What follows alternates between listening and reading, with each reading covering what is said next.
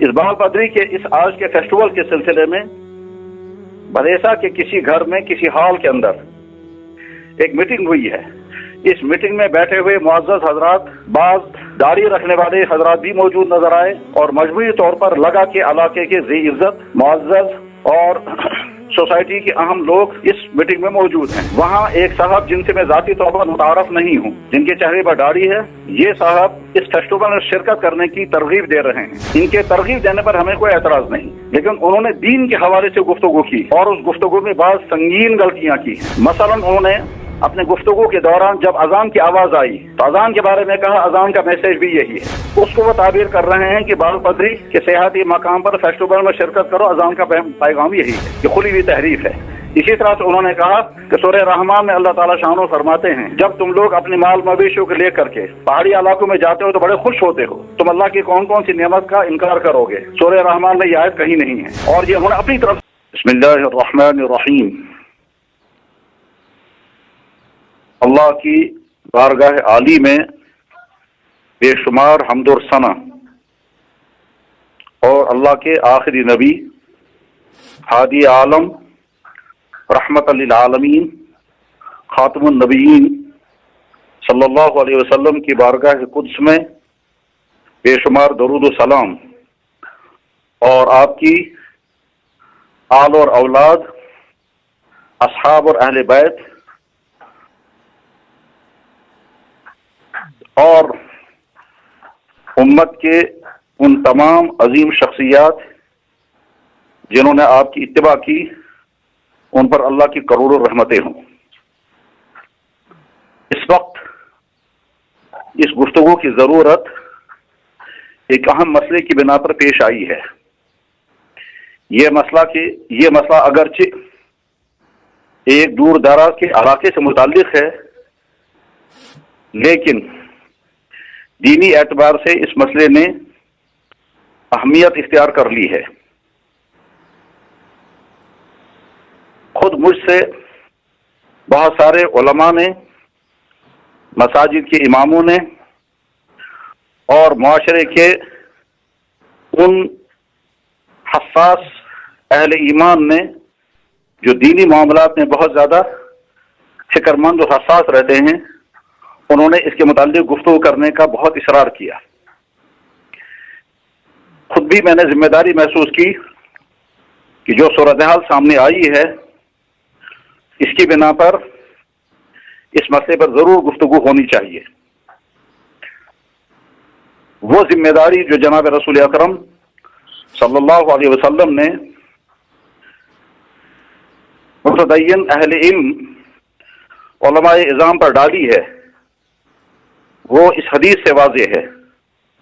جناب رسول اللہ صلی اللہ علیہ وسلم کا مبارک ارشاد ہے، يحمل هذا العلم من كل خلف عدوله ينفون عنه تحريف الغالين وابتهال المبتلين وانتحال المبتلين وتأويل الجاهلين.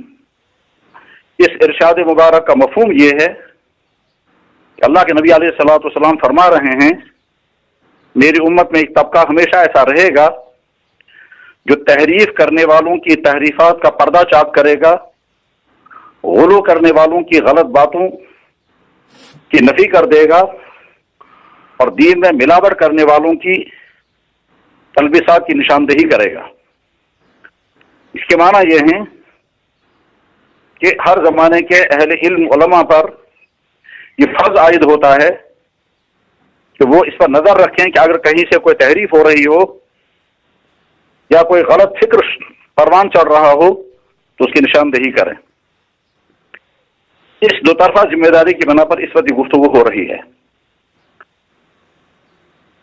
جموں و کشمیر کا ایک خطہ بدرواہ اور بھلیسا ہے. اس بدرواہ اور بھلیسے کے پہاڑی علاقوں میں ایک بڑی خوبصورت وادی جس کا اب تک عام طور پر نقشے پہ کوئی تذکرہ نہیں ہوتا تھا، جس کو بال پدری کہتے ہیں. اس بال پدری میں 20 جولائی کو کوئی فیسٹیول ہونے والا تھا اور یقیناً آج 20 جولائی کو فیسٹیول ہوا ہوگا. सयाहती मकामात पर इस तरह के प्रोग्राम हुआ करते हैं और इस तरह के प्रोग्रामों के नतीजे में रोजगार के मौके भी खुलते हैं। यकीनी बात है कि अगर बाल पदरी सयाहती नक्शे पर आ जाता है, जैसा कि बहुत सारे चैनलों पर हमारे बहुत सारे भाइयों ने इसको अप्रिशिएट किया और इसमें शिरकत करने की बड़ी पुरखुलूस तरगीबें भी दी हैं। अगर ये खिता सियासी नक्शे पर आता है और उसकी वजह से उस इलाके के लोगों के लिए रोजगार के मौके खुलते हैं तो किसी को कोई एतराज नहीं है। दूसरे बेशुमार सियाहती मकामात पर तरह तरह के प्रोग्राम हुआ करते हैं, उस सिलसिले में गुफ्तगू करने की हमें जरूरत नहीं रहती। लेकिन इस बाल पदरी के इस आज के फेस्टिवल के सिलसिले में बदेसा के किसी घर में किसी हॉल के अंदर एक मीटिंग हुई है। इस मीटिंग में बैठे हुए मुअज़्ज़ज़ हजरात, बाज दाढ़ी रखने वाले हजरात भी मौजूद नजर आए और मजबूरी तौर पर लगा के इलाके के ज़ी इज्जत मुअज़्ज़ज़ और सोसाइटी के अहम लोग इस मीटिंग में मौजूद हैं। वहां एक साहब जिनसे मैं जाती तौर पर मुतारफ नहीं हूं, जिनके चेहरे पर दाढ़ी है, ये साहब इस फेस्टिवल में शिरकत करने की तरगीब दे रहे हैं। इनके तरगीब देने पर हमें कोई एतराज नहीं, लेकिन उन्होंने दीन के हवाले से गुफ्तगू की और उस गुफ्तगू में बहुत संगीन गलतियां की हैं। मसलन उन्होंने अपने गुफ्तगू के दौरान जब अजान की आवाज आई तो अजान के बारे में कहा, अजान का मैसेज भी यही है। अजान का मैसेज क्या है उसको वो ताबीर कर रहे हैं कि बाल पदरी के सियाहती मकाम पर फेस्टिवल में शिरकत करो, अजान का पैगाम यही है। ये खुली हुई तहरीफ है। इसी तरह से उन्होंने कहा कि सूरह रहमान में अल्लाह ताला शानो फरमाते हैं, जब तुम लोग अपने माल मवेशियों को लेकर के पहाड़ी इलाकों में जाते हो तो बड़े खुश होते हो, तुम अल्लाह की कौन कौन सी नेमत का इनकार करोगे। सूरह रहमान में यह आयत कहीं नहीं है और ये उन्होंने अपनी तरफ से जोड़ी है। इसमें कोई शक नहीं है कि भेड़ बकरियां पालने वाले, गाय भैंस पालने वाले हमारे भाई जब अपने जानवरों को लेकर के पहाड़ी खित्तों में जाते हैं, ढोकों में जाते हैं, तो उनको बड़ी मसरत होती है और कुदरत के सन्नाइयों से लुत्फ़अंदोज़ भी होते हैं और अपने जानवरों को भी पालते हैं। लेकिन इसको कुरान के में शामिल करके कहना कि ये सूरह रहमान में है, ये निहायत ही खतरनाक हरकत है। इसी तरह से इन साहब ने क्या कहा, कहने लगा नाच गाना जो है, नाच गाना एक कल्चरल शो है और उसकी वजह से इसकी वजह से ये नहीं कहा जा सकता है कि ये फहाशी है। हालांकि जनाब रसूल अकरम सल्लल्लाहु अलैहि वसल्लम ने फरमाया, अल-गिना युमितु निफाक फिल क़ल्ब, नाच गाना जो है वो दिल के अंदर निफाक पैदा कर देता है। इसी तरह से इन साहब ने कहा, ईमान नाम है गटर में गिरने का और गटर से लोगों को निकालने का। ईमान की ये तशरीह दुनिया में आज तक किसी ने नहीं की। अब हमें नहीं मालूम है वो गटर किसको कह रहे हैं और उसमें गिर करके फिर उसमें निकालने को ईमान कह रहे हैं। ईमान की ये तशरीह खुद साख्ता तशरीह है। इसके अलावा भी उन्होंने और कई गलतियां की हैं। इस सूरत हाल में तमाम उलमा की तरफ से मैं वाज़ेह करना चाहता हूं कि इन साहब ने ये बातें जो उस क्लिप में मौजूद हैं, जो बेशुमार लोगों ने देखी होगी, ये सारी बातें शरई तौर पर बिल्कुल गलत है। अजान के मुतालिक जब उन्होंने जुमला कहा और इसके बाद दो तीन जुमले और बोले हैं, उस पर मौजूद लोग बेसाख्ता हंस पड़े। मुझे नहीं मालूम है कि वो हंसना उनका इनको तहसीन करना था या इनके इस गलत बात पर इनकार करना था। यह हंसना उनका तज़हीक था या तायीद था, यह हजरात वो खुद ही जानेंगे कि जब उन्होंने गलत बात कही उस पर उनके हंसने के माना क्या है। बहरहाल अभी सूरत हाल के अंदर इन साहब की खुद की जिम्मेदारी है कि वह अपने बारे में फिक्रमंद हो जाएं کہ ان کا ایمان سلامت رہا ہے یا نہیں، اس لیے کہ شریعت کی معتبر ترین کتابوں میں اس طرح کی حرکتوں سے ایمان پر سوالیہ نشان لگ جاتا ہے، اور ساتھ میں وہ خود اس کی فکر کریں کہ ان کا نکاح باقی ہے یا نہیں۔ علاقے کے تمام علماء اور مساجد کے ائمہ اور علاقے کے تمام حساس دیندار مسلمانوں کی ذمہ داری ہے کہ وہ یہ سوچیں اور سمجھیں کہ سیاحتی مقامات پر جانے کی ترغیب دینے کے لیے اگر دوسری عام باتیں کہی جائیں اس میں کوئی حرج نہیں ہے، لیکن اس کو دین کی تحریف کے ساتھ اس کو پیش کرنا اور قرآن کا استدلال غلط طور پر کرنا، یہ ہرگز قابل قبول نہیں ہے، نہ درست ہے۔ لہذا علاقے کے تمام ائمہ اور علماء اور مساجد کے ذمہ داران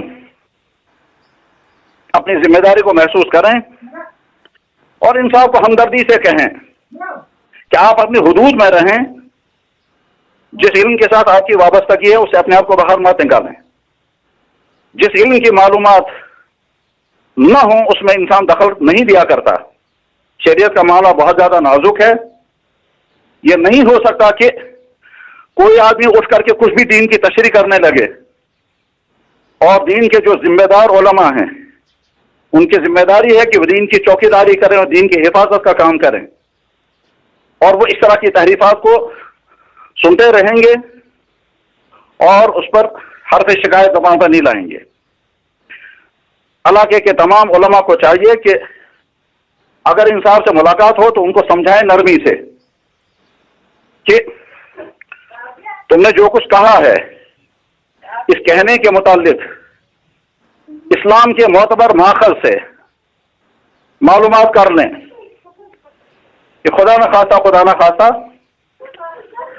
آپ کی صورتحال کچھ اور تو نہیں ہو گئی ہے۔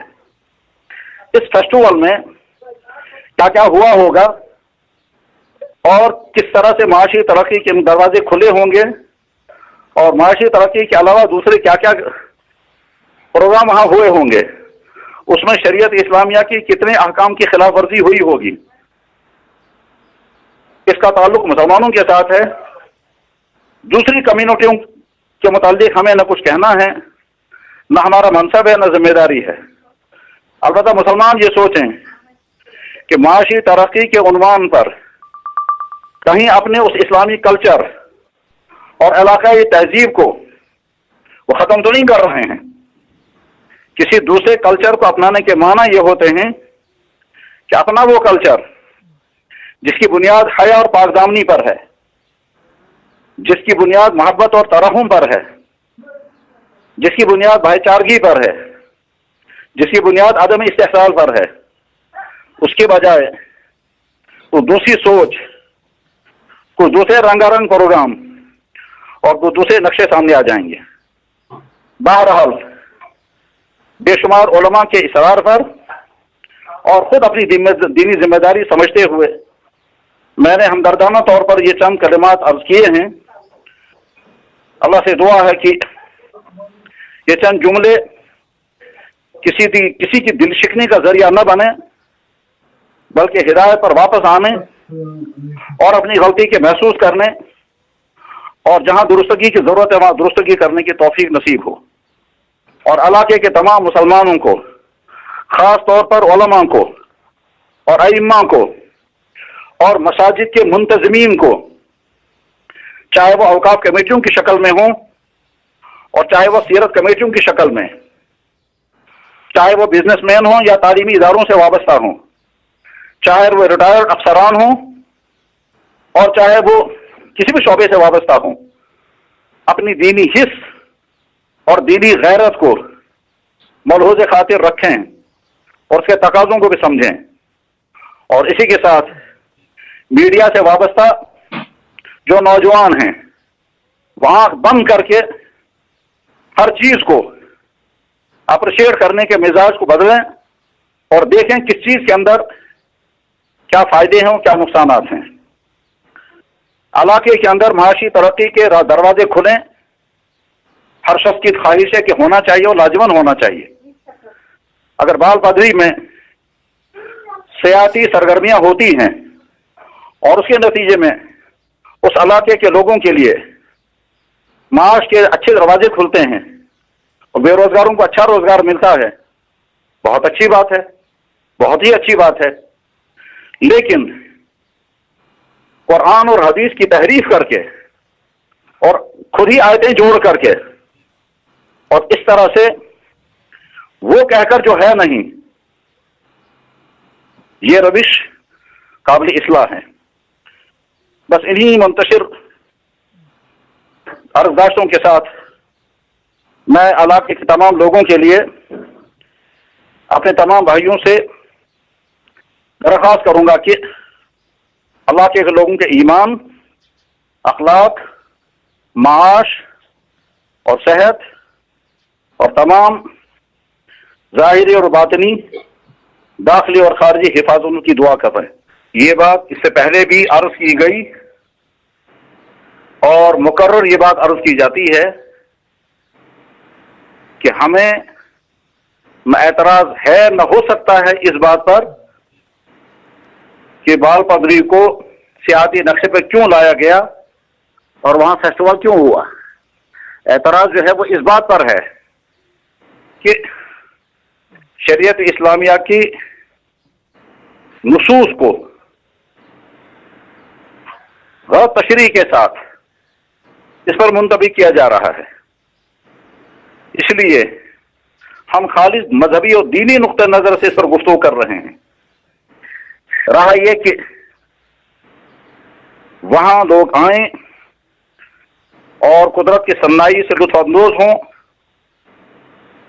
اور اس سے ان کے معاشی فائدے بھی ہوں، اس پر کسی کو کیا اعتراض ہو سکتا ہے؟ البتہ جب لوگ وہاں جائیں اور گئے ہوں گے تو وہ یہ سوچیں کہ قدرت کی صنائی اور قدرت کی نئے رنگیوں کو دیکھ کر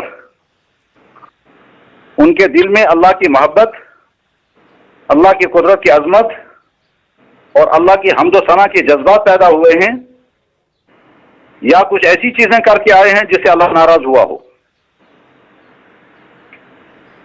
بہرحال اس سلسلے میں دینی ذمہ داری سمجھ کر کے یہ گفتگو کی گئی ہے، اور اگر دینی ذمہ داری نہ ہوتی اور خاص طور پر اس صورتحال میں اس پورے علاقے میں سینکڑوں ہمارے شاگرد ہیں اور دعوت و تبلیغ سے وابستہ بے شمار دینی بھائی ہیں اور دوسری سوسائٹیوں سے جڑے ہوئے بے شمار حساس مسلمان ہیں جو اس انتظار میں تھے کہ اس طرح کی اس گفتگو پر کیا رد عمل سامنے آتا ہے۔ مقصود نہ کسی کی دل حوصلہ شکنی ہے، نہ کسی کی دل آزاری ہے، نہ کسی کی توہین ہے۔ مقصود صرف یہ ہے کہ یہ نہیں ہو سکتا ہے کہ دین کی غلط تشریحات کی جانے لگیں، دین کے احکام کا غلط انطباق ہونے لگے، قرآن کریم میں ایڈ کیا جانے لگے اور علماء خاموش بیٹھے رہیں۔ علماء کی ذمہ داری دین کی اشاعت بھی ہے اور دین کی حفاظت بھی ہے۔ اسی جذبے کے ساتھ یہ گزارشات پیش کی گئی ہیں۔ اللہ کرے کہ اس کو غلط رنگ میں نہ سمجھا جائے اور اس کو اصلاح کے جذبے سے سنا جائے، اور جہاں اصلاح کی ضرورت ہے وہاں اصلاح کی جائے۔ جزاکم اللہ تعالی خیر الجزا۔ السلام علیکم ورحمۃ اللہ وبرکاتہ۔